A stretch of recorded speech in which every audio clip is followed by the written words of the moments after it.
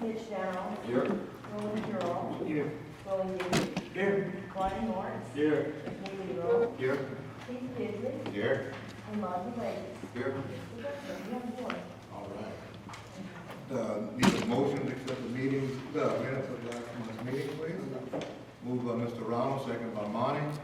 All in favor? Aye. Opposed? Motion carried. Okay, the President's report. All I have, I wanted to express our condolences to Stevie Smith on behalf of the board and our employees for the passing of his father. Appreciate your condolences. Thank you so much. All right. And now, Bush Parish Texas says, so Wendy Fibro has some great news, I think.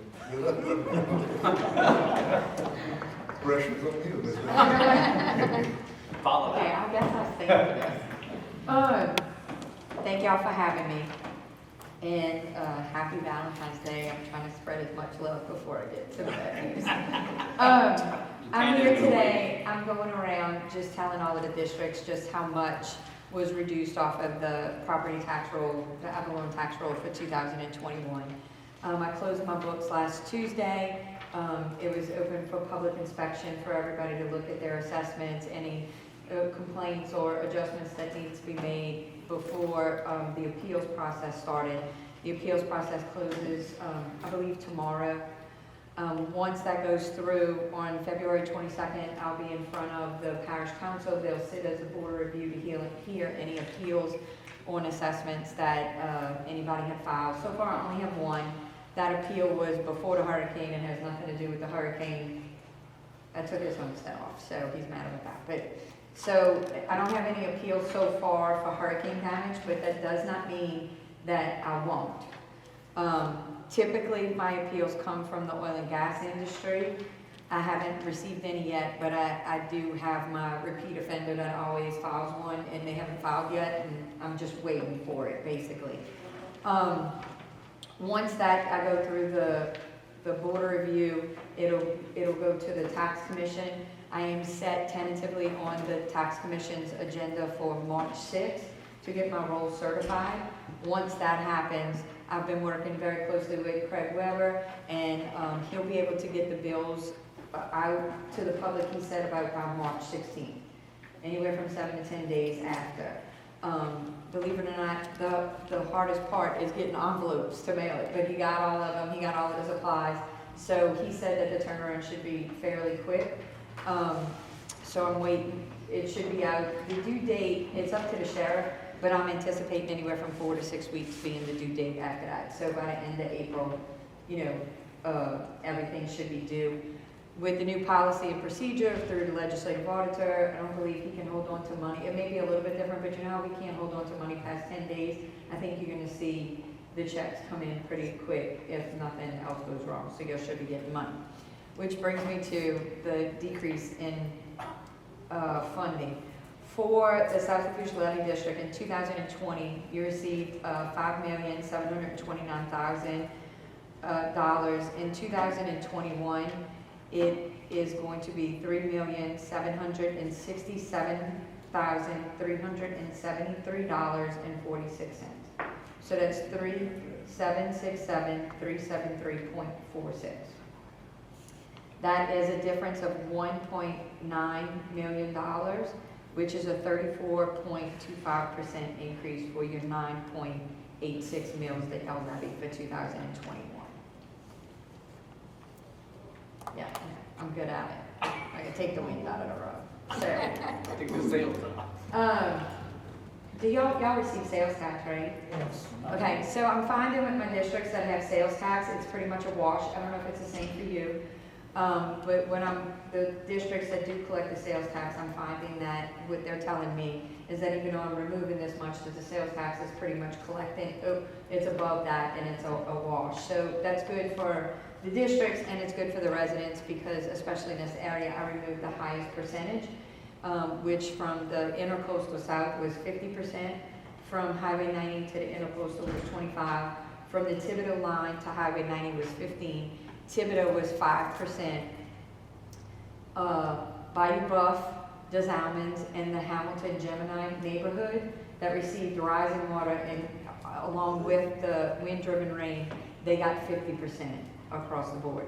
Anybody can come in, I know most of you all have received your letters.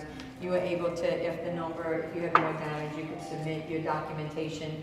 I want to make all of the districts aware that if someone comes in after the bills go out with additional, adjustments for their insurance and they can prove and they qualify, I am by law required to depreciate that as well. Out of the 55,000 letters that I sent out, there was 55,000 assessments that I adjusted. I have less than 100 people that have asked me for additional adjustments. So what that says in my world is that I did my job.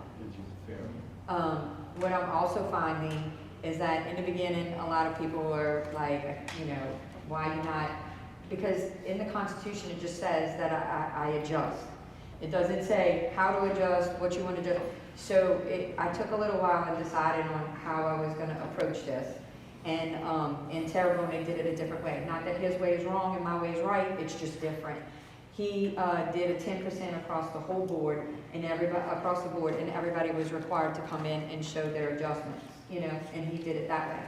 I chose not to do it that way. I did it in an area and on an average damage in that area. What I am finding is that with those assessments, say I had a house at $100,000, I reduced it 50%. It was in the southern part of the parish. I reduced it to $50,000. If they had $80,000 worth of damage, I'm finding that those people are like, I'm not worried about it. So what that tells me is that they received a break, but the districts aren't receiving as much depreciation or decrease in revenue as what could have been possible. That's what I'm finding. I didn't know, I mean, I could pretend like I knew that was gonna happen, but I had no clue that was gonna happen. But I do feel much better at this point in the game that we did do it right. The school board received, of course, they get the most millage, so they had the highest deduction as far as revenue. I removed $30 million in revenue off of the tax roll for 2021. They received, out of that $30 million, the school board got a $10 million reduction. But I met with Jared Martin and he said that the sales tax was that, so it was gonna be a wash. The highest percentage district was the hospital. They received 40 something percent. I don't remember what it was. 43%, I think it was, they received. So they received the highest percentage, but dollar-wise, the school board received the biggest decrease. What's gonna happen is, as soon as this is finished, and I get this certified and the bills go out, I always wait until the bills go out in case there's some error or something that I have to go back and resubmit the roll. I wait until the sheriff prints the bills. Once he prints the bills and they are mailed out, I will switch over to the 2022 tax base because I am 5 months behind on 2022. So I'll switch immediately to 2022. We'll start sending out documents, all the LAT forms and so forth, and we'll start working on 2022. All of the hurricane deductions that have been applied to the assessments in Lafourche Parish will revert back to the 2020 values, what they were pre-item. It will be up to the individuals to come in and claim what, if they still have damage or what they've, what they've fixed, and it'll be a case-by-case basis. They will still have to come in. The Constitution only gives me this right to do what I did for 1 year, and that is in 2021.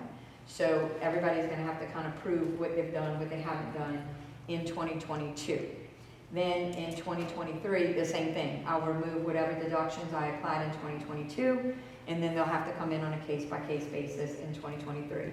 In 2024 is a state mandated reassessment year. By that time, I feel like I should have somewhat of some sales to see what the market is in all of the different areas of Lafourche. So I will be handling my 2024 reassessment just like I normally do. Unless I start and see something that doesn't seem right, then I may ask for some variances with the tax commission. They don't have to give it to me, but I'll be very persuasive if I have to be. But I'm not anticipating that. I am anticipating market values to enough sales to have happened in the next 3 years in order for me to do that. I do want to make everyone aware that everything I'm talking about and I'm referring to the Constitution, this was all implemented after Katrina. So I call them the Katrina laws. This is everything that was implemented by the Constitution after Katrina. It says in that constitutional amendment that if somebody's house was demolished or destroyed, removed from the property, typically I would remove that structure, the homestead exemption would be removed, and a tax bill would be generated. With the Katrina laws, if their structure was demolished or destroyed by or because of the storm, I remove the structure, but I cannot remove their homestead exemption for 2 years.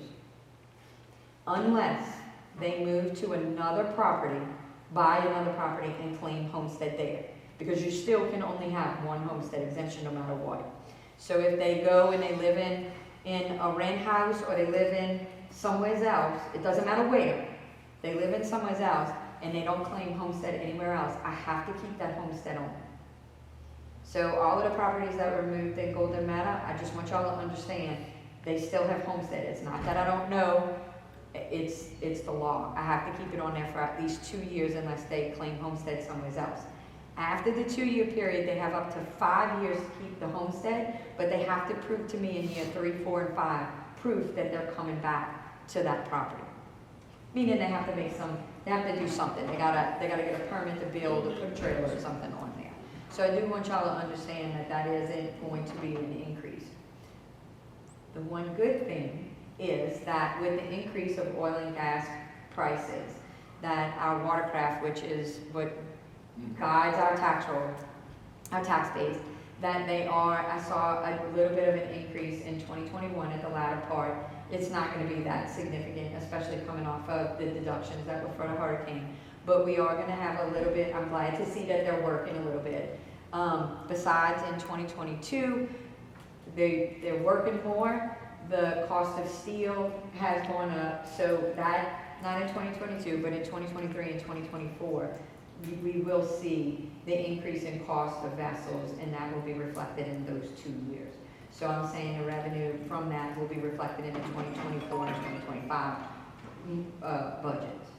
So as long as this stays on track, I do see that we will increase, not from the residential. I'm not as optimistic as that on that track, but as far as the oil and gas industry, I do see it's not going to be a 2014 explosion, but it's better than what we have been seeing since 2016. So that's kind of my outlook. If it doesn't go that way, I'm not in New York predicting the stock market for a reason.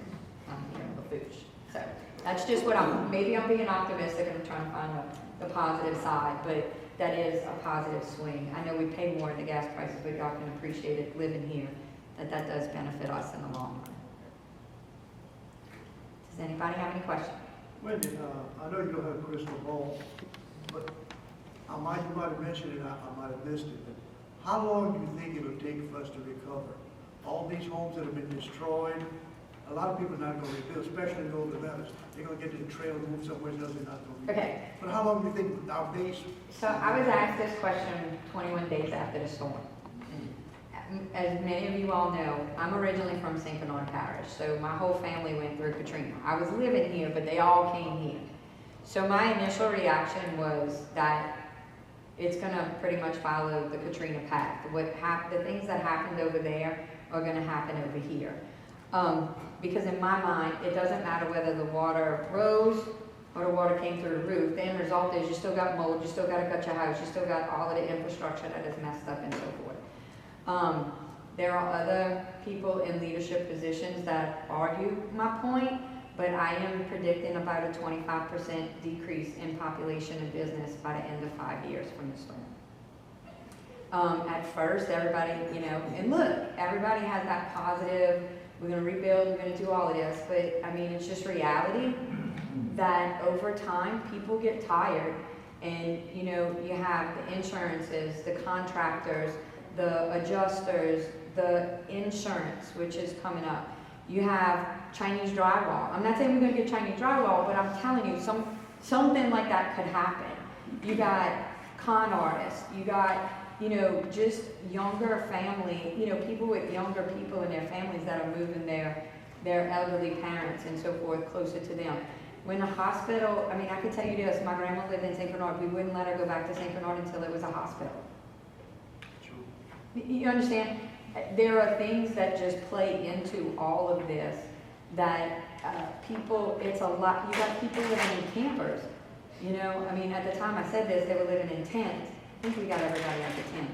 But living in a camper, I mean, it's one thing, but when you have kids, it just gets old and it wears on people. And so I am anticipating 25%. Now, I'm telling you, there are people that are going to disagree with me, and I'm okay. People disagree with me every day. And I hope that they prove me wrong. I do. I hope that they prove me wrong. The one positive thing about Lafourche that differed from all of these other parishes that, like in the western part of the states and the eastern part of the states that were affected by hurricanes, the difference with Lafourche is our geographical layout.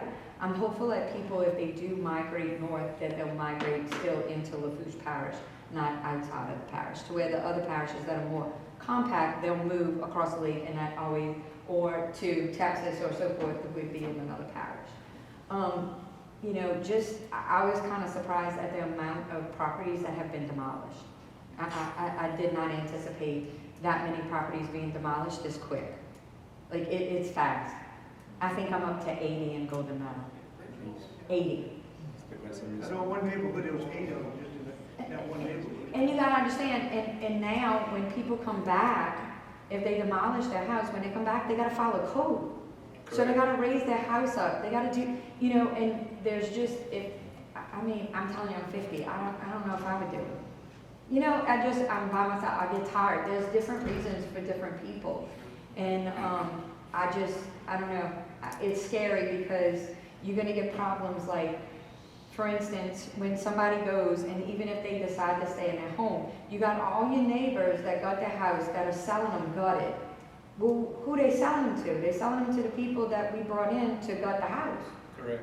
So your demographic of your neighborhood is changing. Correct. You know, when you go back to your house, your neighbors aren't the same. So then you got schools. I mean, right now in South Lafourche, you got AB. You know, it takes, you got grocery stores that are closing. You got gas stations that are closing. When the insurance company is sitting there going, here, I got your full pay, I'm gonna pay you out to demolish your house. You move somewhere else, they got grocery stores, they got schools, they got, everything is back to normal. I'm just saying that, you know, the carrots over there, and when it's dangling, it's much easier for people to go that way.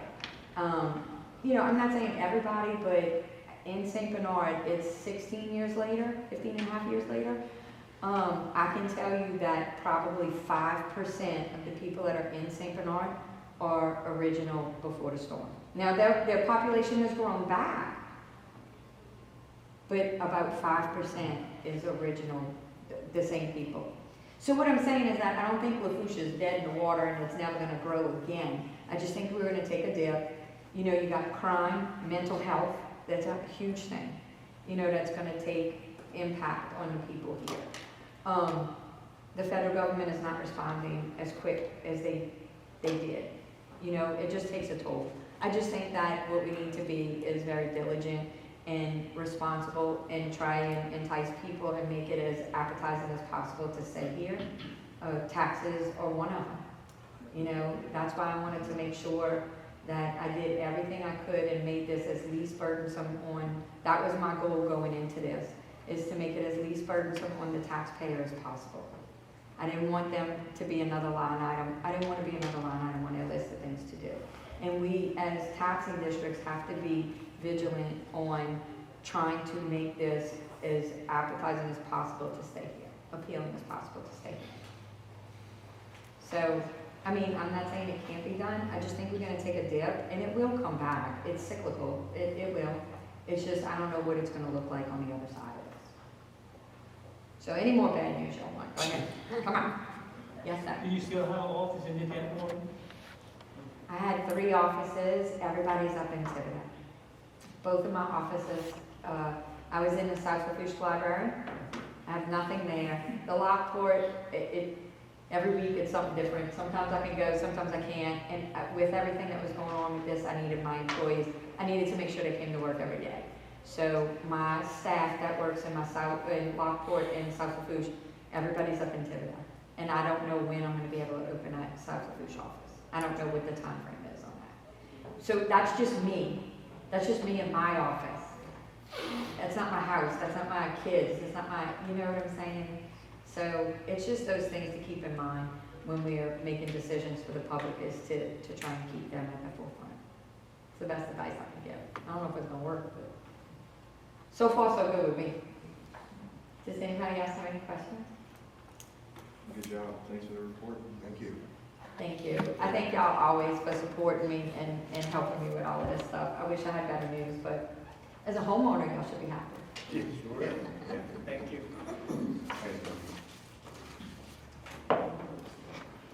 Okay, just a note to everyone, I'm sure you saw in your packet the Association of Levee Board meetings in May. I guess just keep in touch with Andy and doing that, putting that together and all that. Just, what else? Okay, Executive Committee, Mr. Ronald, gives a report. The executive committee met prior to this meeting, and we have debts that have to be paid as far as clearing the levees from the hurricane, and basically we don't have the money to do it. So we've looked at the possibilities of funding this. These people need to be paid, they have to be paid. So we've got Mr. Eric Lafourche from Bill Clapper's office, I think is in Lafayette, and he's going to make us a presentation on what we can possibly do to alleviate the situation. Eric? All right. Should I go here?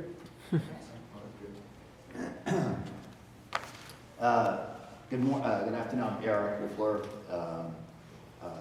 I'm bond counsel and a bond lawyer, so my job is to put together financing structures for a variety of different entities, including political subdivisions. So when I spoke to Mr. Wendell about the issues that you're having here with the Levee District, you've got obviously lots of damage. It looks like it's a little over $8 million with the potential for maybe $800,000 or so back and forth, depending on what happens with the rest of the work that you have left to do. FEMA, everyone has dealt with FEMA at some point, if you're south of I-10. So they're not so timely in their reimbursements. They're not so timely in the way they adjust their claims. I think maybe they've gotten a little bit better, but as I was telling the Finance Committee, I think the highest turnover in any governmental agency in the country, in the federal government, is FEMA. So you got a lot of turnover, you lose institutional knowledge, left hand, right hand, nobody knows what they're doing. But I don't want to be critical of them because we have claims that we would like to see processed as soon as possible. But again, that takes a lot of time to do that, and I think you have some private insurance claims, those take some time. And the idea is that you would, the way we put this together was that you needed to borrow enough money just for cash flow purposes. So you want to have enough money to pay the guys that are doing the work for you now, and then you will get reimbursed at some point down the line. You don't want to use up all of your financial resources, because if you use them up all now today, you won't be able to sustain the entity itself with regular operating costs. So one of the problems with bonds is that when you issue bonds, unlike when you buy your house, you can always go pay off your house. For the most part, you can pay it off early. That the banks doesn't refuse to take your money. They would rather wait, because the longer you delay in paying it off, the more money they make on interest, and that's how they make money. Same thing is true with bonds. In this particular case, however, we did a financing for your neighbor down the street, Terrebonne Levee District. I'm sorry, Terrebonne Parish, and we're working on one for Terrebonne Levee District as well. Those bonds, or promissory note, or loan, it's all the same thing. They borrowed the money. We went out and solicited banks, just bigger banks, however, because they were borrowing $50 million.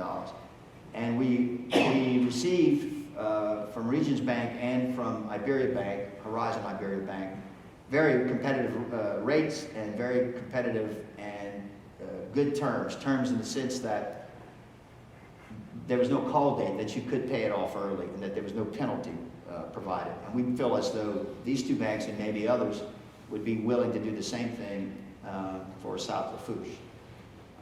And so that would be the game plan, is that today you would adopt a resolution that would not bind you to do anything, but what would happen is we would at least get permission from the Louisiana State Bond Commission.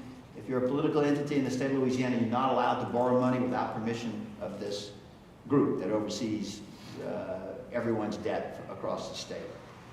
So we get permission, and then hopefully in the next couple of weeks, we would, well, and let me tell you, so we thought the Finance Committee, is it the Finance Committee or Executive Committee? That we might want to, that you may want to solicit your local banks, because the local banks can do it as well. We did it in Houma, we did it in Terrebonne, where we got the banks together. Maybe not any one of them individually would be large enough to loan you $10 million, but together they could. They might syndicate it, and they would each take 2 or 3, depending on their size. And if their rates are competitive, we can use a local bank rather than have to go with a bigger bank. That's not to say that Iberia Bank's not a local bank or Regions is not, but to give the community banks, let me say, an opportunity for them to compete for it and maybe kind of give back to the community, and that they would give a very competitive rate. So that would be the game plan. You would adopt a resolution. Tomorrow is the deadline, however, to file with the State Bond Commission. But I think we have everything that we need in place, and what we don't have, I think we can get it in very short order. The meeting for approval would be March the 20th, I believe. But between now and March the 20th, we would already go and meet with banks to find out what their interest would be, what the terms would be. You obviously don't want to have them so that they're not callable. You want to be able to pay them off early, because if FEMA gives you 90% of the money in 24 months, and you can't pay this debt off for 5 years, and you're stuck with 5 years of interest that you would have to pay. Another thing that was brought up in the committee meeting is that whether you could make it like a drawdown loan, like for say when you're building your house, you pay interest as you draw down the money. And so we would work to structure a transaction with a bank that would give us those same types of conditions. Because again, you don't want to borrow money and just have to borrow it all up front and then not use it, or not have the need to use it. And I think that we can achieve that as well. So, does anybody have any questions about how it works? If we get approval on the 20th, depending on how quickly you want to pay the contractors and all that, we would try to be able to close on it before the end of the month, before the end of March. Well, I think we want to get that money available to us, and then, as I said, we do all the legal things to get it ready, and can make that decision. Right. So just put us in the position to go for it if we decide to go for it, but right now we have to agree to a resolution. Oh, yeah. So it goes in front of the bond commission. So I don't know if I made We can make those decisions now. enough copies for everybody, but I'm gonna. So we don't have to go through the whole resolution, but the resolution basically authorizes us to do certain things so we can get approval. It authorizes your executive officers to tell us what to do to move the thing forward. So I couldn't get on the internet. Oh, yeah. So I hand wrote the correction. So initially, when we did the resolution, we did it for 10. I'm sorry. We did it for $10 million. Who else supposed to come? You got all the money. So we did it for $10 million. And the way this thing works is that when you get permission for an amount not to exceed a certain amount, and not to exceed, y'all laughing because I have a whole enough answer to that. Not to exceed $10 million, not to exceed a term of 10 years, and not to exceed an interest rate of 6.5%. Those are maximum parameters. We would know that those would all be on the high end. The only thing that we did change, or that I recommended, and I think the committee agreed on, is that we make it for $12 million instead of 10.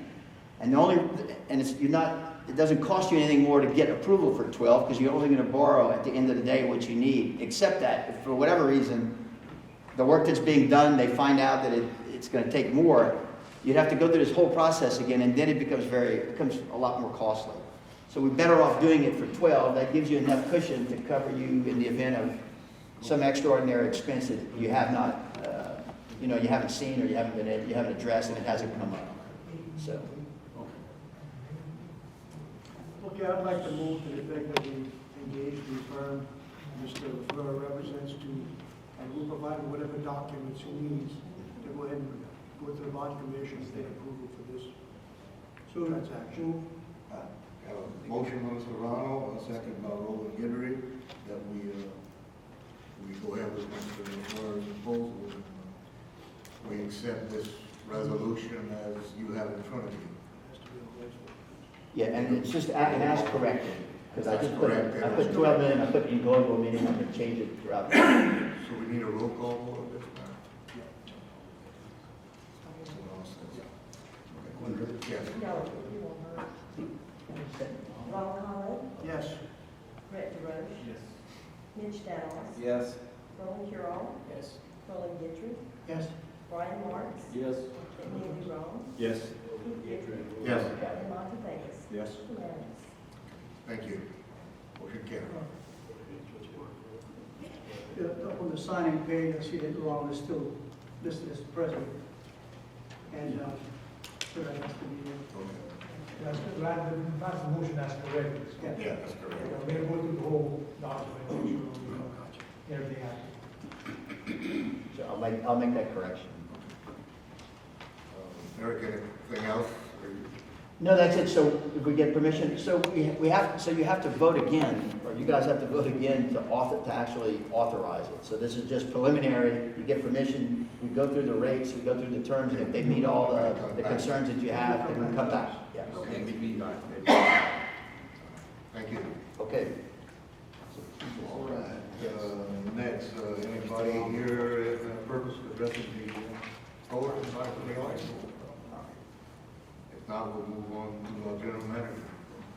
Okay, you can't get the slides on, we'll take it. What's out there?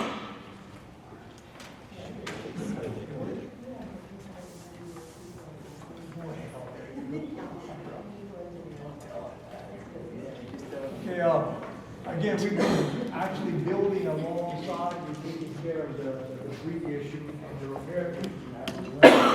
And this is our really scheduled project that we have been improving. And this is near Delta Farm Road, this is section F, so the east side of the body, the most northern system. And the contractor's doing a really good job of compacting the levee. I mean, really smooth, grass is starting to pick up in the middle of this cold weather, so, and this part is working out real well. Now, this is the bad side. This is where we're having to, well, that's top of the levee. The good thing is that we've scraped off the debris on the left side, that dark stuff. That's, the debris was there, and it's been pushed off to the outside, so that's good. We have gotten, probably uncovered a good 85% of the levee that had debris on it. And you're covering the total grass cover.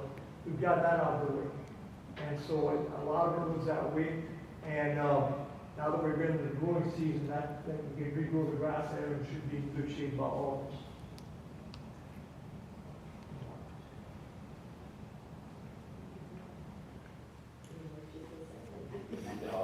It was.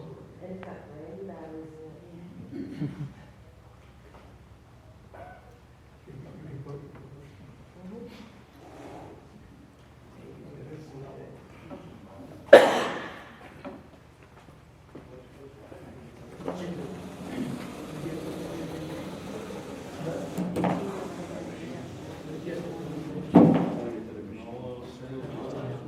Well, I think I poured it everywhere.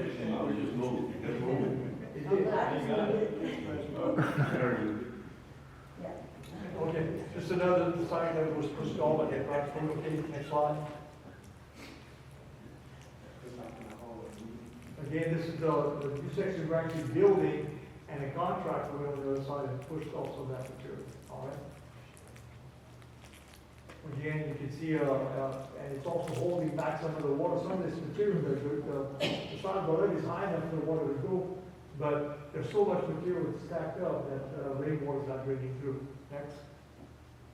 Again, along a lot of the section from especially, just south of number 2, or pump station number 2 at Boy Camp, going, north toward the Dufresne Farm, all right? Again, still, building elevation, this is an area near where, Paul Dufresne is at.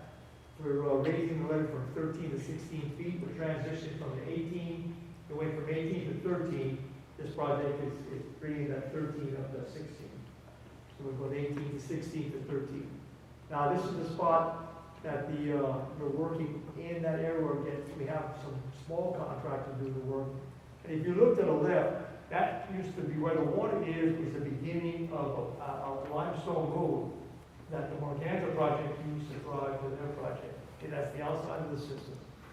And they pushed off some of the material, not completely off the right of way, but the water's staying until the form has come down, because the Dufresne form still has water on it. They've reduced it some, but it's still high enough to keep water on the higher land, on the side of the land.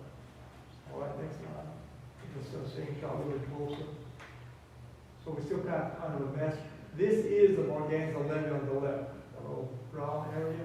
That's their bar canal, and all that other stuff, the brown stuff, is some debris that got over the top. All right.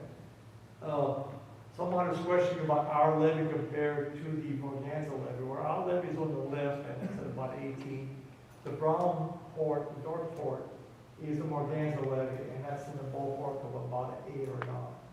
So we still have a lot of elevation above that in that corner, which some people have some concerns about the buildup of the water in there. Again, this is the work that we're doing north of Besson, again, raising that from about 14, 15 to 18 elevation. So that work is continuing. And that is the contractor, that material was a lot further up the level. The contractor actually moved it to that level, but we still probably have another 12 feet we need to push out to get it off of our right of way.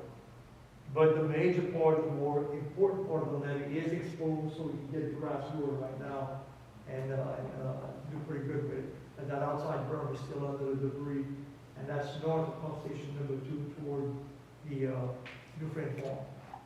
All right. Same situation. There's just a lot of it. And at this point, we haven't been able to get the debris contractor to come and get serious with this piece over here. So we're looking at maybe just getting in and pushing it off on right and try to figure out what we're going to do. But we do have a slowdown on the work that the contractor's been doing, the debris contractor. So there's several directions we can go, and we're looking at all of those directions to try to solve the problem up there. And again, coming out of the debris all the way to the bottom. So these are, and I'll show you the worst stuff, and then we'll show some of the better ones, all right? Oh, this is the work we're doing. This is at the Schwest Farm. That's the wall that was built years ago to bring it up to about a 9-foot elevation. We put some sheeting on top of that to bring it up to 16. But this bridge is this wall was a T-wall, but it didn't have a lot of penetration, so we had to replace it. And by the time hurricane season started, we were having, I think, what's that, John, 17 feet? 18 will be the final at that place, that position. And this was one of the areas that water did come in for the storm on the side of this. But we'll have 18 all the way across by the time hurricane season comes along. And that's the contractor just tear it down the wall. It looks like a girl wall. Yeah, and there's a sheet pile they get attached to, and that's the opening is there. This will be done by hurricane season. So after we put a sheet pile on. And there's the opening, you can see the Schwest pump station and discharge. All right. And this is let's see, pump station number 2. All right. And this is number 4. That's 4 bullet at Yankee Canal. This is our levee between pump station number 4 and the Schwest house board over there. So that levee is in great shape. They've raised it, but we still have some material replacement inside berm that we're still working on. All right, next slide. That's why we had the problem that the debris was all over the pipes. That's all been cleared. You see the levee, still has some brown at the bottom, but the debris pushed off and ready. So we've been seeding and it's all grew out real good.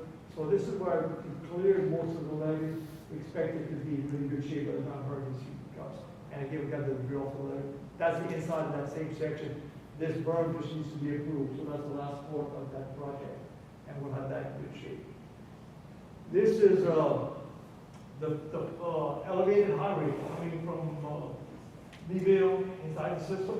Well, this is the first contract they let. And that's inside our system. That ramp you're looking at, that's the Apache ramp. We're looking south right now, where they're building a road starting from there. And this road will lead to the intersection where the bridge is going to cross our left. So the contract is going in and here we're looking south. Okay, go ahead, Chairman. Now we're looking south. And this crossing is close to where the road splits. So you can head down the line.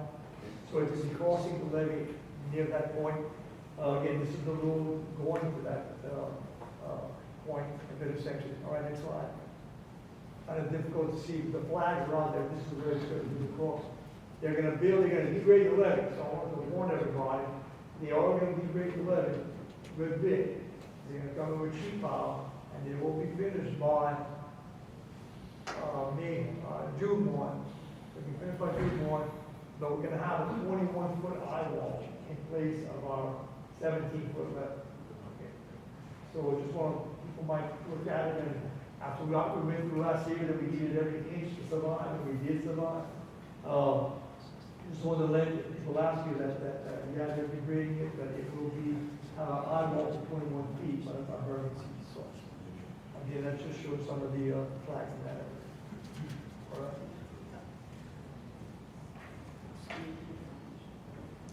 Okay. Excuse me one minute. When you say coming down, that's where you're gonna collect, starting, you like the place to start? That's where the road's going to attach to the building house. It's right in that area. It's kind of hard to tell, but the high part over there, that shows the T-wall. You can see the kind of slope of the levee a little bit.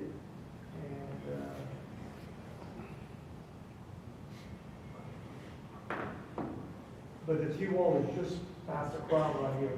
And then they're going to build, that's going to be used for one of the supports of the bridge as it goes through. But this is the first contract that they started with that money being allocated.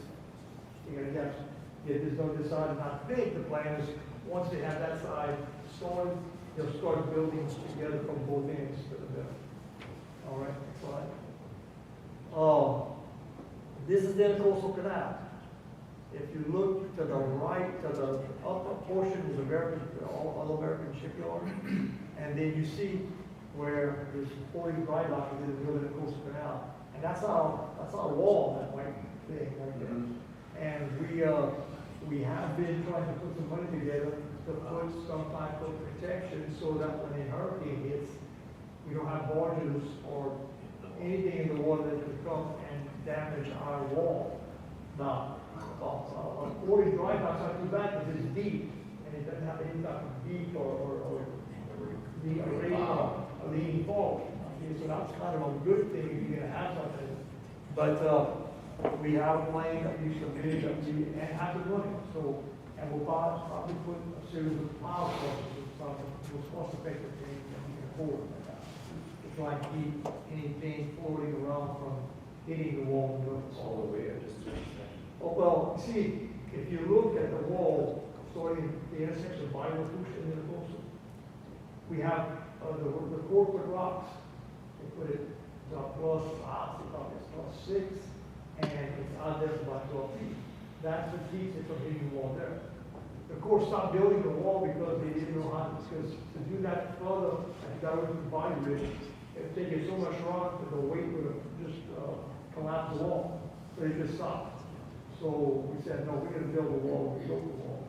And now it's not going to be as sturdy as those rocks, but our process is going to improve the chances of us protecting it in that type of situation. But that's the reason why we're going to be putting those power processes there, primarily. This is, when he was talking about the problems, if you look real close, the bridge over there, the Golden Meadow Bridge. And I know y'all noticed when y'all cross the bridge, you look down that street, there's one house in the front that's there, but everything else is wiped out. And that's what you see, just a bunch of, look like splinters, a bunch of toothpicks. And that whole area has some real problems. Again, it's a picture, you get a little bit closer, you can see it, but they really got wiped out real bad. Again, I keep thinking how blessed we were that nobody died when you look at the damage that took place. Next slide.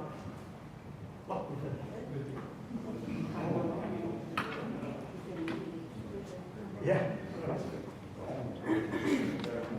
All right, any questions on the slide? All right, Senior Levee, I showed you the levee is all formally going from 13 to 16. We were doing that because we moved close, because we wanted to get over to the bid law, but we have a little bit more work to do, and we moved beyond the $250,000 limit. But I spoke to our attorney and said, look, the emergency that we had, I'm just like the board to agree to going over that limit. That's why not because of the emergency situation. I'd like a motion to agree to us going over 250 and not over 350. Heard the recommendation of the general manager to allow us to go over the expenditure the first told us about. Motion by Mr. Brown, second by Monty. All in favor? Aye. Opposed? Motion carries. All right, LA1 elevated highway, I showed you that we started cutting into the levee. Flood wall at east south. And again, I showed you the picture. Any question on that? John, anything to add? I'll take it up in my report. Okay.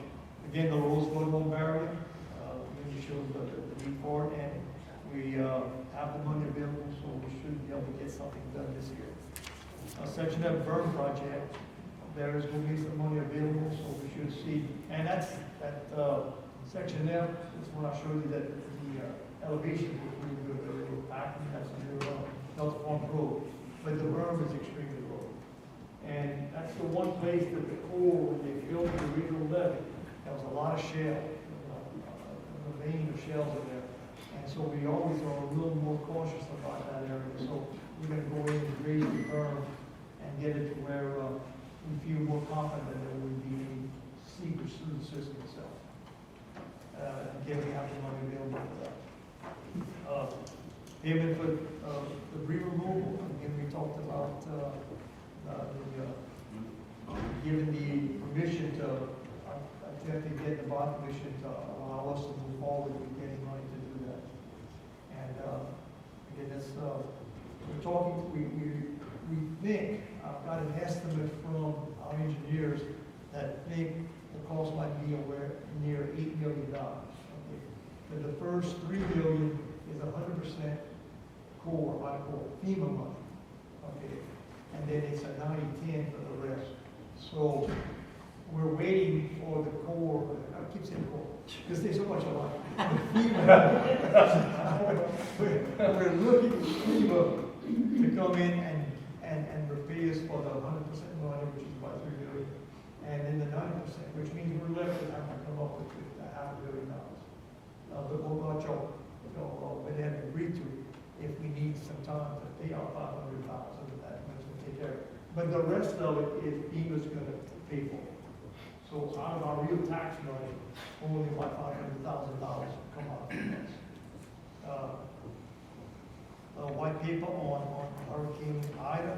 I had Joe do a description of what he felt the storm did to us and how things worked out or didn't work out, what we need to look for. And so we got a copy to all the officers. It's a draft right now, and he's getting other people to review it. But again, we had success, and we wanted to again, identify our success, but also to see if we had any weaknesses or any problems. We want to make sure that we get ourselves better on the good things and on the things that might be a problem for us. It's like a review. Yeah, it's a review, and just the discussion, because look, in the middle of the storm, no one's there to see exactly what's going on. We just see the result that was there, and we want to try to get as accurate as we can to interpret. So some of that is subjective. We kind of use some logic, but we want everybody to look at it, think about it, and try to get as accurate as we can. But Joe did a good job on the beginning of this draft. Centerline survey, Joe, do we have that completed yet? I do have it completed, I sent it to you right before the meeting. Oh, good time. But thank you, though, we have it, and again, this is another important tool that we use. Now that we have since GPS elevations came in, we can go and know where we're a couple of feet lower, everything else looks good, and that little dip that's slowing it down, well, now we can capture that and do some improvements on it. So, that's gonna be, again, more important this year, because we just had a terrible storm, and now we can really match up with what was there when the storm hit us. And, that's all I have. Any questions? All right. Thank you. Next, engineering report, CPRA, Daniel. You got anything? I don't have any updates. Most of the things I have here are going to be covered in the days later. Today. Anyone from the Corps of Engineers? Nobody here. Okay, our project engineers, and I'm sure you guys will understand with the new switching out that you're not gonna come here on my first meeting asking for money, so. Just no way to do that right now. So go ahead. I gotta go. Go ahead. Oh, you go first, Mark. Well, you go first. The guy that goes first gets the money he wants to spend. Thank you. All right, on our section F, levee improvements, onshore materials has been working, constantly hauling borrowed material. It's got about 30 days left, weather permitting. He's making good progress, moving towards the south end, towards Clovelly Farms. He has been damaging the road going into the project and Clovelly Farms, but we've been working with the local farmer and trying to appease him until the project's over, then we'll come in and fix it at the end. That's the plan. Joe, in the shaping of F, are they using some equipment different than most people use? No, I mean, I think they're just using dozers and whatnot. And, It just seems like the flatness of it just more uniform than most other well, projects. You notice they're using the GPS on a dozer to get I guess, the rough grade, and then they have some good operators. So there's no real, When you there's no get the difference in fine equipment. grading, you have to have a good operator. I mean, there's no difference in equipment, in other projects. Okay, just trying to go to some other. They have pay application number 10 in the amount of $221,487.75, and we recommend you approve that. Okay. You've heard the recommendation of our engineers to pay offshore materials, pay request number 10 in the amount of $221,487.75. Motion by Mac, second by Brian. All in favor? Aye. Opposed? Motion carried. On the Road Mark project, we submitted our 95% plans and specifications. We're still working with the Corps for final approval. We hope to get them some more information soon so we can get that done. And we are working with Ray and Ryan on right-of-ways. On D South Phase 3, we have outer limit contractors out there. That's the section near Yankee Canal. He's currently on site and he's made the repairs caused by Hurricane Ida. He's right now starting to excavate borrow. Most of the crown is in place and to grade, it looks good. Now we're going to start working on the inside of the berm. And that they're going to be taking that material from the Borrow Canal on the Conoco property. And he has submitted the application number 6 in the amount of $6,020 even, and we do recommend you pay that. All right, you've heard the recommendation of engineer to pay outer limits. Pay request number 6 in the amount of $6,020. Moved by Mike, second by Roland. All in favor? Aye. Opposed? Motion carried. And on an ENARC levee improvements, this is the area near Clovelly Farms. We have Onshore and Campo and Sons out there.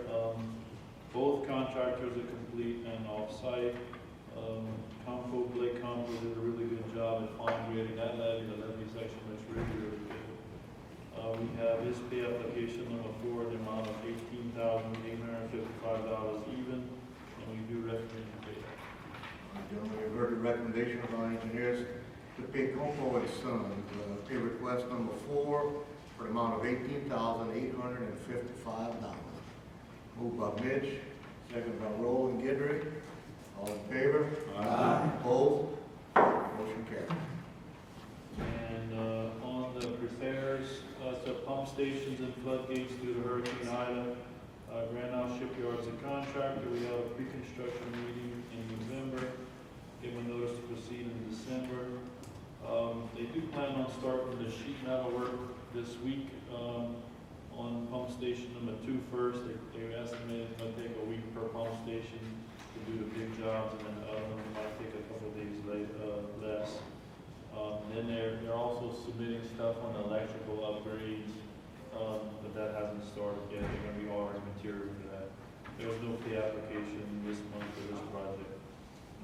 And the Hurricane Ida storm damage repairs to the main office and mechanic shop. All of that stuff has been demolished, or all the demo has been done by Foray Contracting Group. We gave a substantial completion as of January 7th, so all the drywall and all the interior stuff is ripped out. There is no pay application this month for that project. We did finish the plans for the mechanic shop, and we are advertising for bids on that project right now. We're taking bids on March the 14th. That's right prior to your next meeting. How much repairs for the office? The office building, our plans are 95% complete. We can probably let you look at that in the next day or so. Then we're going to go to fire marshal, which usually takes a week to get approved, and then we're going to ready to go out for bid. So we'll go out for bid in the next 2 weeks. Okay. That's all I have. Any questions for Joe? Thank you. All right, GIS engineering. John Blazon with GIS Engineering, and I apologize for right up front because we're going to be spending a lot of money today. The Hayes Biowater Retention Project is a project below the Canal. We did finally we got the court issued that permit a couple of months ago, so we're moving on forward, coordinating with Ray Collins on the servitudes and also with the pipeline companies to get their permission so we can move forward that project. We assuming that y'all are going to be looking at that no sooner than the latter half of this year, based on what Wendy is still doing. But no, we're not spending any money on that project yet. The desal flood wall project, phase 1, which is pretty much complete. There's still some grassing that needs to be done. On that project, though, we do have some Hurricane Ida efforts that were accomplished in the last month. So we have change order 7 in the amount of $187,033.23 for your approval. That is 90% or more of what needs to be done for Hurricane Ida. There's some minor cleanup that needs to be done around the pumps, around the Schwest pump station itself. But everything other than that has been done. So we need a motion to change it. Okay, guys, y'all heard the recommendation of our engineer for change order number 7 in the amount of $187,033.23. And that's the sea level. Sea level construction. The sea level. Motion by Mitch, second by Mac. All in favor? Aye. Opposed? Motion carried. Now that y'all approved the change order, y'all need to pay them the $187,033.23. But it's the same 187. It's not an addition. Appreciate It's the it. same. All right, now you've heard the recommendation again, our engineer, for pay request number 11 to sea level in the amount of $187,033.23. Motion by Monty, second by Roland Curall. All in favor? Aye. Opposed? Motion carried. And as y'all noticed on Wendell's slideshow, phase 2 of that project is ongoing. They have almost taken out all the old T-wall. As Wendell pointed out, where DOTD is crossing over the Levee, there will be some degrading until that is done. The same thing that is happening here, but all this steel sheet pile wall should be up in mid-May, is what we're looking at. And they do not have a pay request for that phase of the project. Phase 2 was the replacement of the wall. There are levees on each side, but there are some gaps in between that we are looking for options to close, and we should have that in the next couple of weeks for Wendell's review, and I guess CPR. Daniel, but it's going to go to Baton Rouge, it's not going to go through Daniel, correct? The North Ramp project, which is on loop, we have submitted those plans to CPRA, and they are reviewing them now. It is a rebid of a project y'all had bid, I think, April of last year. So James McManus indicated that that should not be a long review, so we should be able to be advertising before the end of the month. So it's all built up? 2/3 of the dirt needed was thrown up by the time when we took our surveys. I wanted to ask Drake if y'all thrown some more up. Yeah, they're working on it today, we've been working on it. Okay, so we've got it set so that there is a pay item for the amount that has been thrown up, and if there's any more we need, there's another pay item for that.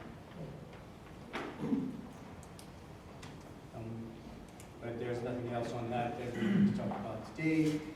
The grand volume flood control structure, the flood wall and receiving structure is complete. We have pay request number 30 on that project for the retainage. This is pending receipt of the clear lien certificate, which should be coming shortly. That would be pay request number 30 in the amount of $578,207.70. And who's that? Who? Sea level. Okay, gentlemen, you heard the recommendation engineer, pay request number 30 to sea level in the amount of $578,207.70. Motion by Brett, second by Roland Goodrich. All in favor? Aye. Opposed? Motion carried. Now for the barge structure itself, we have 2 pay requests, again, both to sea level construction. Pay request number 13 in the amount of $47,025 even is actually an early completion bonus for finishing during last year's hurricane season. Okay, you heard the recommendation of our attorney, our engineer. He's charging us. Whether I should be thankful or upset about that. Number 13. Since Ray and Ryan aren't here, I'm going to take that upset. $47,025 to sea level. Moved by Monty, second by Mac. All in favor? Aye. Opposed? Motion carried. And pay request number 14 is a partial release of the retainage because they haven't quite finished all the punch list items. But that is for $240,000 even. Okay, heard the recommendation of our engineer. Pay request number 14, again to sea level for $240,000. Motion by Mitch, second by Brett. All in favor? Aye. Opposed? Motion carried. The next project we have is the reconnection of Canal to Lafourche. We are working on that as well. Again, with Wendy's bad news, we're kind of hoping that between the state and FEMA, y'all will be able to afford that in the second half of the year, so that is kind of our timetable with Wendell, but we are working on that. Finally, to the 4-lane sinkhole repairs, which is a big sinkhole we developed at the intersection of 2 culverts right in front of the old Texaco dock in Golden Meadow. SBL Construction is doing that. We have a pay request in the amount of $25,850, which is everything except $500 for cleanup. He was finished with that except for cleanup last Sunday. You've heard the recommendation of our engineer, number 1, in the amount of $25,850 to SBL Construction. Moved by Monty, second by Mitch. All in favor? Aye. Opposed? Motion carried. I think we spent enough of your money, unless y'all have any questions. Thank you, John. We'll put you on retainer for legal advice. He's got that for sure. Antoinette, Ms. Golden. All right, the South Levee Improvement Project, this is from the Basalt Pump Station down to the south side of Apache. That contract was Canal Shipyard. They're continuing with work on the project. This is elevating that levee from an elevation of about 14 up to 18. I visited with Wendell last week, and we have an additional 28,000 cubic yards that we're recommending we add to the project to complete that work. We do have contract amounts for those already in the bid, and that total change order would be $173,040 and no cents. And after visiting with Wendell, we recommend approval of that change order. Change order. So this is change order number 1 to Canal Shipyard's contract for additional material for that project to complete the work up to plus 18. Okay. And it's for $173,040.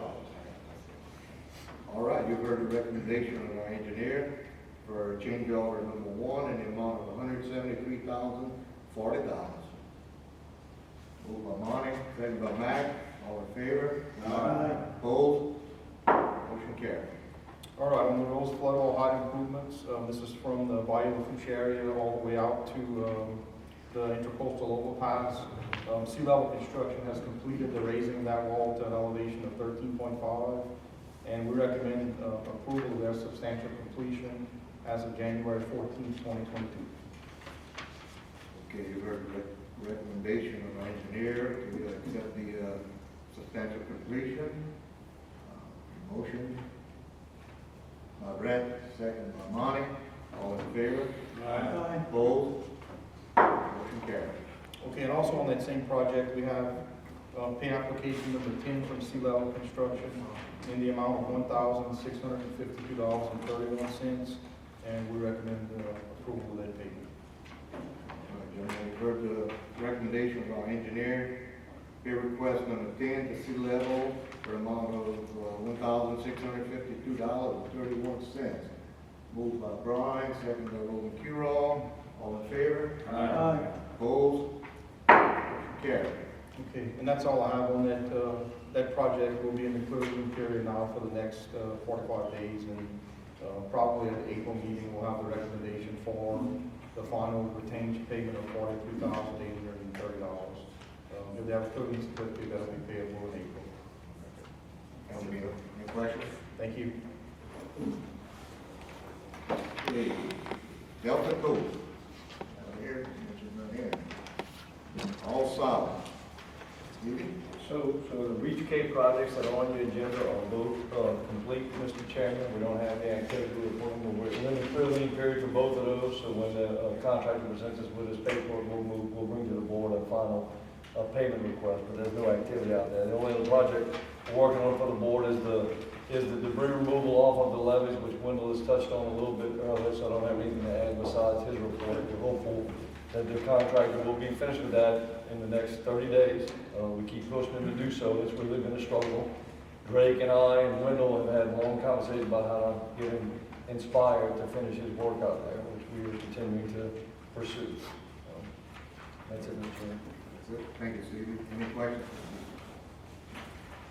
All right, legal permits and right of way, Mitch. All right, we got 5 this month. The first one is Energy Louisiana LLC.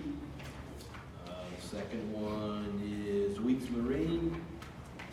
And third one is Hunt Telecom, Tory Telecom and Cable. We have one is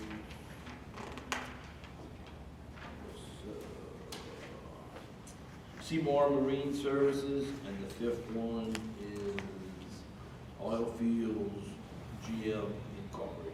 After looking at these five, looking the board to approve these five. Okay, you've heard the recommendation of our committee chairman to accept these permits. Okay, moved by Mitch, second by Monty, all in favor? Aye. Opposed? Motion carried. Turner's not here today. Okay, finance committee, Monty. Mr. President, the Finance Committee reviewed all invoices and recommend they be paid as presented. Okay, you've heard the recommendation of our finance committee chairman to pay all invoices as presented. Moved by Matt, second by Rosen Guidry, all in favor? Aye. Opposed? Motion carried. Okay, personnel, Committee Monty. report, we do Kelly? So there's just no, we have no report. Yeah. Okay. The committee, the board is allowed to make those changes, that's Correct. Oh, yeah. Okay. All right, people, any old business? Something just check, on that shooting range, you having any trouble with these new people? Well, actually, they're trying a lot harder, they will call us, they've given us a number, said, look, whenever you're crossing, call us, and our, range master will take everybody, put their guns down, and go to the vote, okay? And when someone passes and they're not alerted, they will call us and say, look, somebody passed, and they didn't let us know to stop. So, I think they understand the gravity of an accident, the odds of it happening, not real high, but if it happens, it's disastrous, So, being cooperative, I do see, maybe a possible problem when we do some major work back there, where contractors can be there from the top, but for right now, that's what Okay. Any new business? Well, just to kind of talk about the tax money situation, we have a lot of fear on how much we can drop the taxes, all right? And seeing that we had only a 34% drop, that was encouraging, because I budget our property tax money to build new stuff, okay? And I was afraid we wouldn't have anything, but with that, and then the sales tax, again, this continues, we are about 40% on the plus. So like she was saying, it kind of balances out for a lot of other people, and it might balance out for us too, so it's not as bad as we thought. But one other thing I'd like to just mention, you had, in St. Bernard, you had 11 feet of water, elevation of the flood, and you had all but a handful of buildings not flooded. What that community is different than what we had. I mean, yeah, we scored with regards to place, but it wasn't like we looked all across from levee to levee and saw nothing but water. And that's a different thing than what they experienced. So, some of that is happening to people who were in these houses that were knocked down or serious repairs, and they made repairs with Zeta last year. Yeah, they're leaving, but I don't think it's gonna meet the numbers. Again, that's my guess, that you was talking about. But that's a difference with us and saying no. I talked to the guys out there that were there in the courthouse when that water came in, and to see, again, water completely cover everything and get that 11-foot elevation, it was much more striking. But the tax money situation looks good, and also the battle between the hurricane and our lead, we were damaged. Okay, we won the battle, we kept the water out, but the lead was damaged, and I'm happy to say that I think 95% of the damage has been repaired. We just have a couple of spots left, and hopefully we'll have those things done in the next couple of months. So we will be actually better off next hurricane season than we were for this one. And so that's not a bad situation. We had that type of storm hit, and we didn't have some serious some issues. Yeah. But I just wanted to mention those things. She reminds me though, yeah, we did have some water there. And I think about those people saying that 8 months after the storm, they go visit each other's house. The best thing they could say is, you got some good looking studs. You know? Well, that's kind of what I have in my house right now. But, I don't think we're quite in a bad situation. So I guess there's no need for executive session. Motion by Mac, second by Mr. Ronald, and we adjourn, all in favor? Aye. Opposed? Motion carried. Only the one that says.